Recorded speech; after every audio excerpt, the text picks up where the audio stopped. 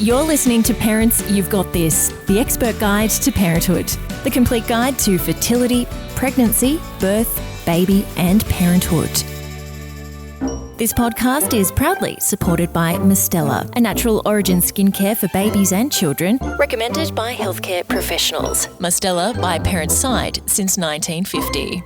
One of the biggest challenges you'll ever face in your relationship is the introduction of a new little person. Previously, your total focus is on each other, and suddenly there's a new little person that's taking all the attention. Today we have psychologist Dr Carrie Hayward here to talk to us all about this transition for both partners. It's such an exciting one, and one that with a little bit of help we can all handle that little bit better. Dr Carrie Hayward is a psychologist with more than 16 years experience working in private practice in Middle Park at A Place to Be. She is also the author of the Being Human book series and has 3 little people of her own. Thank you so much, Carrie, for being with us today. Oh, you're welcome. It's great to be here. So can we talk a little bit initially about what we can expect when we become parents in terms of the impact on our relationship and how it might change? Obviously, I think you mentioned to begin with that it's all really about the change in focus and time, isn't it? And yeah, it's a huge adjustment in terms of that, because we go from being each other's number one typically to then suddenly our attention, time and behaviour being diverted in a beautiful way, but also in a really challenging way. And so the dynamic is what's really changing, yeah.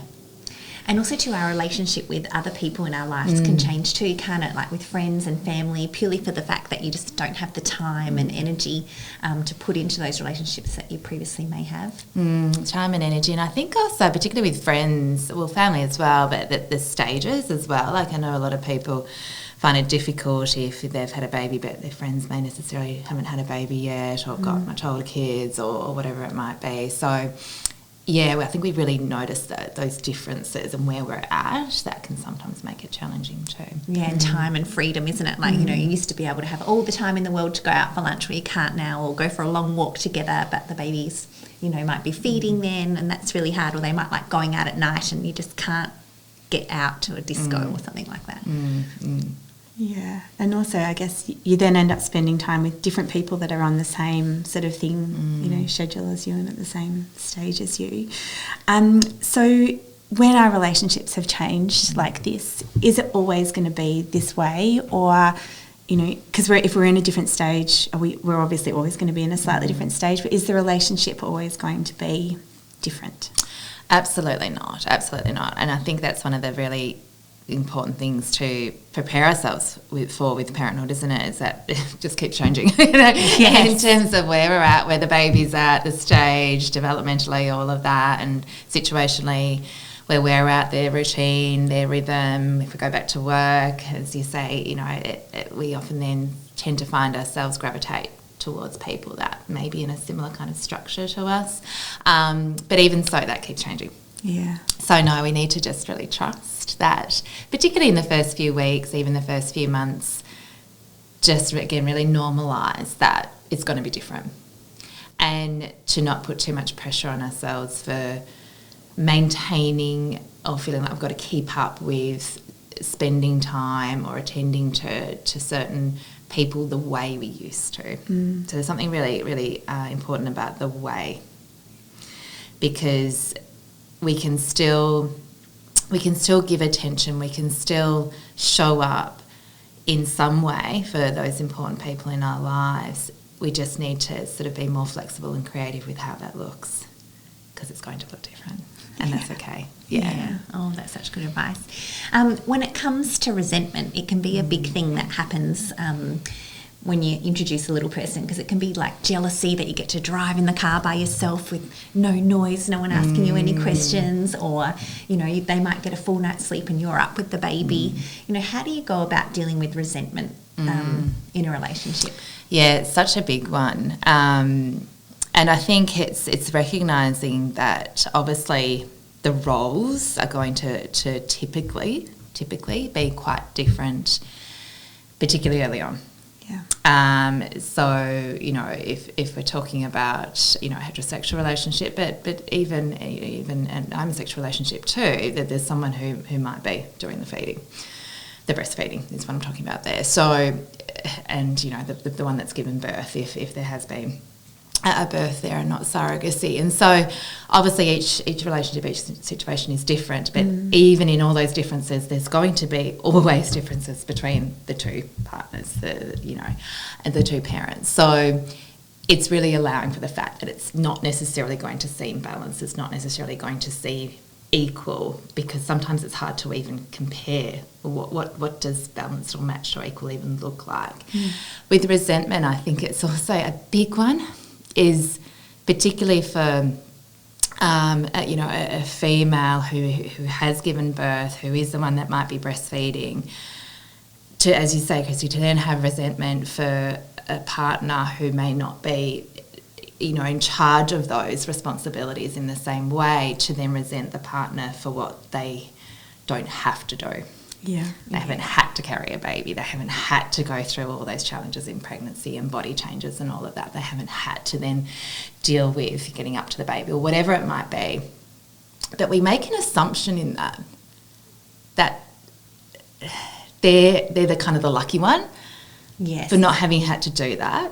And the partner may have wanted to do that, but for whatever situation or biologically is different there, that just hasn't fallen that way, or it can't fall that way, or whatever it might be. And so with resentment, we immediately make this assumption that, well, they're lucky, they don't have to do this. And sometimes these roles have fallen with no one's choice or control.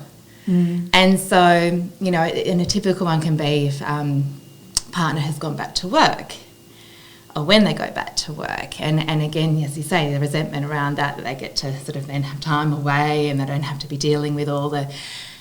Maybe they actually find that really hard to not be at home with the baby and with you. And so I think just finding more sort of nuance in those roles and how it's split, and that it's not so black and white in terms of, well, this is harder than this, and then communicating about that.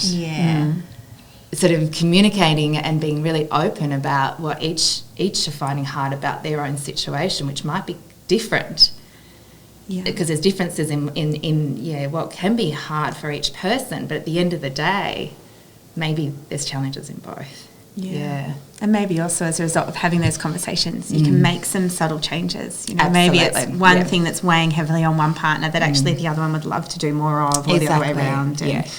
So a big part of that, as you say, is communication. And one of the hardest things when you become a new parent is having that time when you've got more than a brain cell, together to actually be able to talk about the things that matter, to be able to have that time to connect. What are some tips for parents who who are really eager to find that connection, for how they can actually carve out time together? So I think the key thing is just dedicating and allocating what that time might be. I often talk to clients about making appointments with ourselves. I'll often talk about the fact that we're very good at following through with an appointment that we've made externally, because we sort of feel like, well, we have to. It's made. So we can actually apply that same principle and process to ourselves or to our relationship. And so just pop it in the diary, pop it in some sort of commitment with each other, and just be really realistic about it, really sort of, again, small and manageable and realistic about it. So my partner and I, in the early days, particularly when, children were so young, when they would eat a lot earlier than we might eat, we would just have a Monday night that we would make sure we would sit down together and have dinner together. And we would just make it Monday night, we're definitely going to do it. And then if we do it more than that, great. But Monday night, we're going to actually make sure it happens. And it only needs to be 20 minutes. It's not like we need to sit down for 2 hours when we're absolutely exhausted, when a big part of us just want to go and crash on the couch or zone out in any way. We can still do that. But if we do it after the 20 minutes or whatever it might be, when we've dedicated that time to just give attention to each other, to be able to talk about, whether it's talking about the bigger stuff, the deeper stuff, what we're feeling, and discussing that, which is really important, or even just chit-chat about anything. What's going on in the world, or whatever it is, because that's connection. Connection's just giving attention in whatever shape or form. But yes, if there is that resentment or those difficulties building, absolutely to make sure that we are communicating and not even necessarily absolutely being able to share, change where we can, and in terms of our own responsibilities and what we're doing around the house or for the baby or whoever. So constantly allowing that to evolve, but also to just, sometimes there may not be a magic solution as well, but if we can just talk to it and hear each other and understand that, we're finding it hard, that can actually be huge in itself. Yeah, it's true. A lot of people sort of say that once they become a parent, they feel like they've got a roommate opposed to a partner. How do you go about keeping the magic alive in your relationship when you've got little people and you're so tired or busy doing things with them all the time? Yeah, I think keeping it small is really key. As you say, we're particularly in those early days, but, that can certainly be ongoing for quite some time when we've got little ones. Tiredness and energy is something that can be significantly challenged, and again, we don't have full control over. So engaging in our relationship and with our partner, particularly on an intimacy level, can feel really hard when we're feeling as spent and drained at the end of the day, as we often are. So the problem is, as human beings, we tend to be kind of all or nothing about things. And so if we are feeling like the all or the way we used to, connect and be intimate with each other, it just feels really hard today, and then we go into nothing. Yeah. And that's a very sort of natural instinctive thing that we can find ourselves doing. So if we can instead actually go, okay, well, what does feel doable? And what feels doable at a real sort of sustainable level as well. So finding those small moments of connecting with each other and just physical touch can be huge with that. Just the power in bringing us, our body and our hand to our partner as they're walking by. It might be a quick hug. It might be just a hand on a knee as we're sitting on the couch or whatever. That's a huge moment of connection, and it's something we can probably manage even when we're feeling absolutely exhausted. But if we don't see it as significant, then we sort of just naturally, mindlessly, disconnect or do what we're doing. And so we've got to bring attention to that and an intention to it. And if it's small, it feels much more doable. So instead of sitting too far apart on the couch, it's that thing of just inching closer together. It can make a big difference. So then you sat together on the couch, rather than both just existing in the same space. And again, even if it's just for a moment, it's okay then if you want to then go and crash into bed or read your book or whatever it might be. If they've just had that moment, the power of a small moment is huge, because again we go either or. Well, I just know I need time. I can't talk. That's such a reality, isn't it? I just can't talk to anyone right now. I need to be in my head. I need to be myself. Yeah. That's okay. We need that. At the same time, we can just sprinkle a little bit of this in as well. Yeah. I think too, women and men, but when you've got a very small baby, you can feel touched out, like they're on you all the time. They're cuddling you all the time, which is great. But if everyone's got a different level of touch point. Tolerance. Some people need lots of cuddles, some people need none. And so that might be enough for some people. But by the time they get home, they're like, I felt like I've had someone on me all day long. The last thing you feel like doing is being touched. But it's just talking about that, I guess, feeling as well. Yeah. And so what's the role of a relationship counsellor, and in what situations do you suggest that it's a good idea for parents to go down this path to get some help? I think if the disconnect is happening to a degree, and certainly over a period of time where there is a lot more tension, conflict, lack of respect, respect and communication are obviously really two key things in a relationship. And so if we're finding ourselves losing a lot of that, not necessarily intentionally, but because we're just feeling completely overwhelmed with everything we're dealing with, and it just sort of almost feels a bit out of control. And then to a degree where we're not feeling able to talk through that and deal with that, address that ourselves.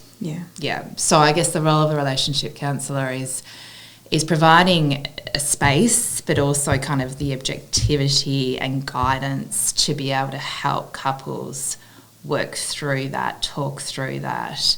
When it's feeling just too difficult or they don't necessarily have the language and capacity to do that themselves. Yeah. Well, Carrie, that was fantastic. Thank you so much for coming on the Expert Guide to Parenthood podcast to talk all about protecting your relationship. A huge thanks to Mistela for sponsoring this episode. Mistela empowers parents throughout their parenting journey with education and honest conversations from pregnancy and beyond. Mistela has plenty of parenting articles and resources on their website. Visit mistela.com.au. You've been listening to the Expert Guide to Parenthood. Never forget, parents, You've got this. Join a Parents You've Got This masterclass today to be prepared, excited and educated for pregnancy, birth, baby and parenthood. Visit www.parentsyouvegotthis.com.au and sign up for a masterclass today.